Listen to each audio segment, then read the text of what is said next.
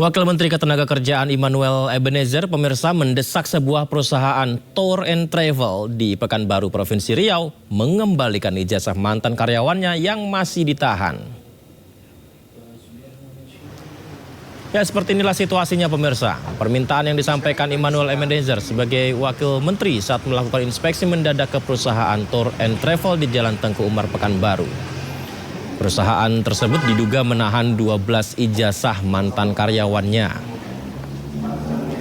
Ya, Wakil Menteri Tenaga Kerja marah lantaran perusahaan tersebut tidak kooperatif saat didesak untuk mengembalikan ijazah karyawan yang ditahannya.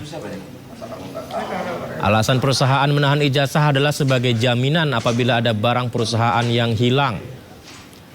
Namun hingga 12 orang tersebut berhenti bekerja, perusahaan tak kunjung mengembalikan ijazah yang ditahan. Gimana lagi? Siapa yang ditahan ijazahnya? Sini. 1, 2. Dikunci pintunya. Dia ada di atas. Ada di atas, dikunci pintunya.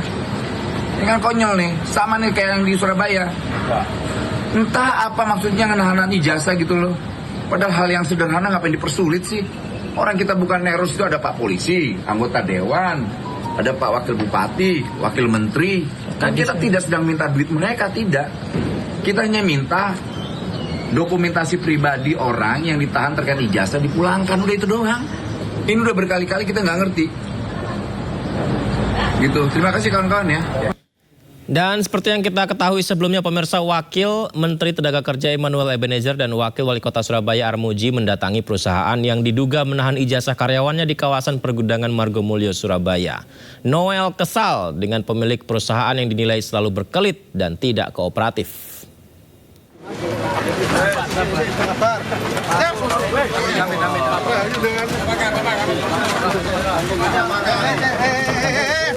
Wakil Menteri Tenaga Kerja atau Wamenaker Immanuel Ebenezer bersama Wakil Wali Kota Surabaya Armuji atau Cak Ji mendatangi UD Sentosa Sil Surabaya Kamis sore. Perusahaan milik Janhwa Diana ini diduga menahan ijazah puluhan karyawannya serta adanya dugaan pelanggaran industrial lainnya. Dalam sidak ini, Wamenaker mengaku sangat kesal dengan Diana yang dinilai tidak kooperatif dan selalu berkelit. Artinya kita negara tidak dihargai, itu yang udah pasti itu. Negara tidak dihargai, kemudian ya banyak hal-hal yang janggal lah ya. Ada hal yang ditutup-tutupi, entah apa maksudnya, padahal ini hal yang sepele. Karena kewajiban negara menjaga industrial ini tetap harmonis, tapi kemudian ya saya nggak tahu. Kita harus sebagai negara ini dihargai. Saya pikir Pak Wali aja yang tidak dihargai, ternyata saya juga tidak dihargai. Nah, ini pelajaran untuk industrial yang lain juga. Jangan pernah menahan dan namanya ijazah. Ijazah pekerja itu pelanggaran hukum. Itu pelanggaran hukum yang nggak boleh ditoleransi. Kasus ini terkuak berkat video viral Armuji atau Cak Ji di media sosial. Ia membantu mengembalikan ijazah mantan karyawan yang ditahan oleh perusahaan Diana dengan mendatangi UD Sentosa Sil. Situasi memanas saat Diana justru mengatakan Cak Ji adalah seorang penipu dan melaporkan kasus ini ke Polda Jawa Timur atas kasus pencemaran nama baik. Dari Surabaya, Jawa Timur, Nur Syafei, iNews melaporkan.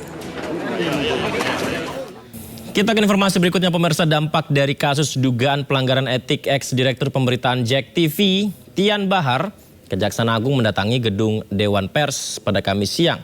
Pihak Dewan Pers sendiri menyerahkan 10 bundel dokumen kepada petugas demi keberlangsungan penyelidikan.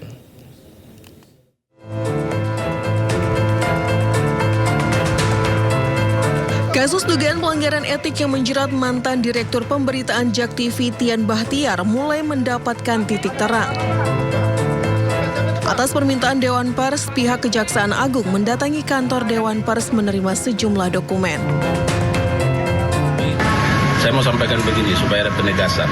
Ya, berkali-kali saya sampaikan bahwa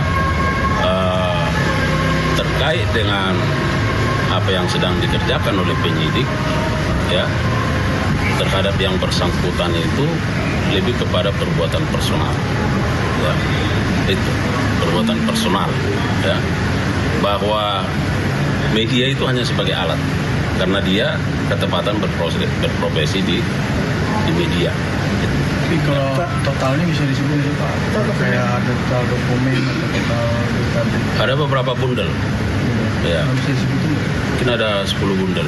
Beri kami waktu untuk melihat terlebih dahulu karena kami yakin pihak Kejaksaan Agung kalau memang ini terkait karya jurnalistik dan hak dan kewajiban bagi para pihak yang nanti kami lihat memerlukan tindak lanjutnya, pihak Kejaksaan Agung pasti tidak keberatan. Misalnya kalau ada pemberitaan yang merugikan ya, misalnya bagi para pihak, kami akan memberikan ruang hak jawab. Dan saya kira pihak kejaksaan atau orang-orang yang disebutkan di situ tidak akan keberatan untuk memenuhi itu.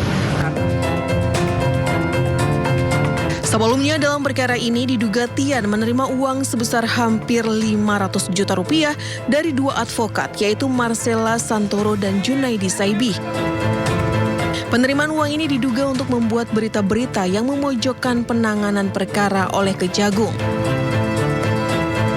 Sementara itu karena background Tian sebagai jurnalis, diduga Tian telah melanggar kode etik sebagai wartawan dalam menjalankan profesionalisme kerjanya. Tim Liputan iNews melaporkan.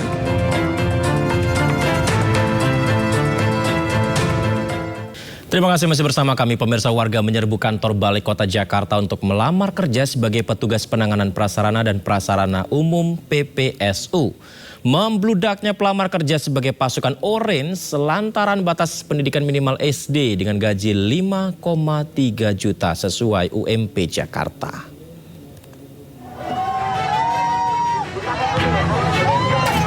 Ratusan warga ini antri berdesakan berjam-jam sejak pagi di Balai Kota Jakarta untuk melamar kerja sebagai petugas penanganan prasarana dan sarana umum PPSU.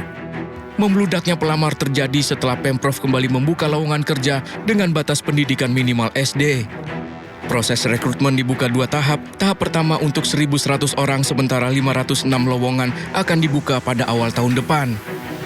Mengantisipasi kepadatan pelamar, Gubernur DKI Jakarta Pramono Anung meminta pendaftaran bisa dilakukan di kelurahan dan kecamatan serta secara online.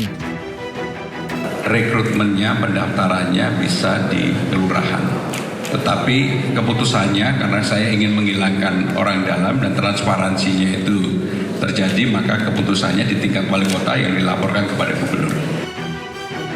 Lalu apa saja syarat untuk mendaftar sebagai PPSU? Di antaranya, pendidikan minimal SD, diprioritaskan memiliki KTP DKI Jakarta, usia minimal 18 tahun dan maksimal 58 tahun, serta bisa membaca dan menulis.